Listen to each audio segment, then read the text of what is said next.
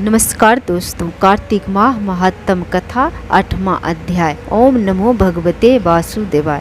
नारद जी बोले, अब मैं कार्तिक व्रत के उद्यापन का वर्णन करता हूँ, जो सब पापों का नाश करने वाला है।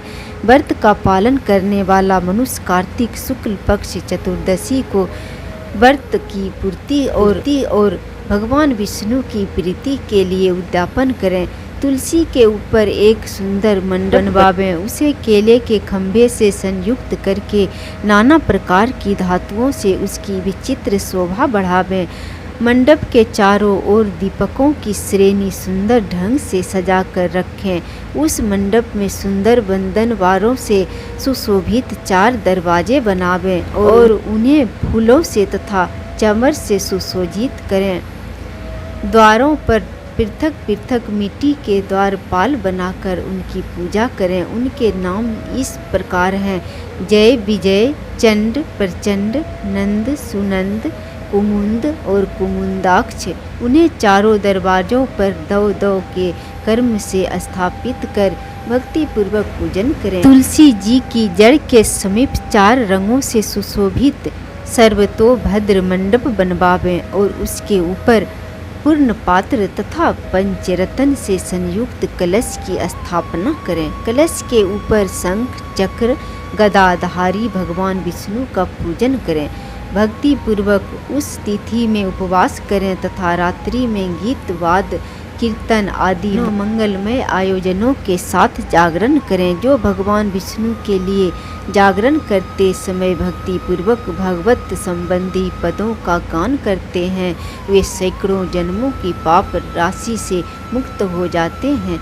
जो मनुष्य भगवान के नियम जागरण करके रात्रि भर भगवान का कीर्तन करते हैं, उनको असंख्य गोदान का फल मिलता है। जो मनुष्य भगवान की मूर्ति के सामने नृत्य गान करते हैं, उनके अनेक जन्मों के एकत्रित पाप नष्ट हो जाते हैं। जो भगवान के सम्मुख बैठकर कीर्तन करते हैं और बंसी आदि बजाकर भगवत भक्तों को प्रसन्न करते हैं तथा भक्ति से रात्रि भर जागरण करते हैं, उन्हें करोड़ों तीर्थों का फल मिलता है। उसके बाद पूर्णिमासी में एक सप्तनीक ब्राह्मण को निमंत्रित करें।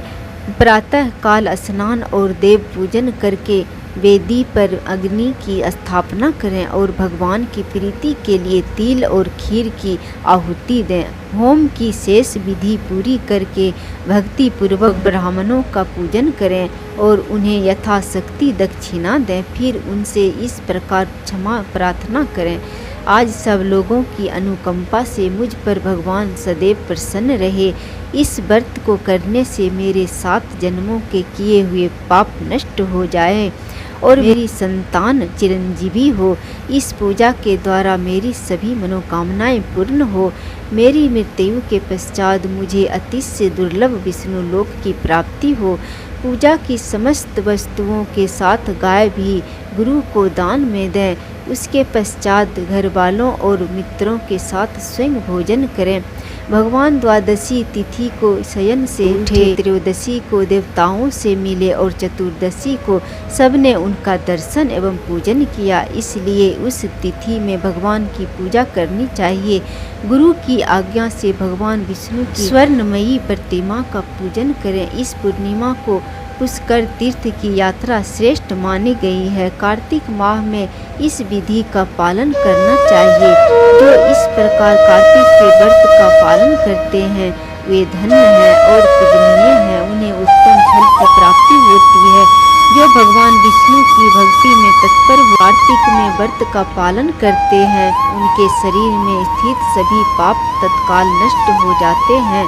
जो श्रद्धा पूर्वक कार्तिक के उद्यापन का महत्व सुनता है या सुनाता है, वह भगवान विष्णु का सायुज्य प्राप्त करते हैं। कार्तिक माह महात्म 8वां अध्याय संपूर्ण हुआ। जय श्री हरि।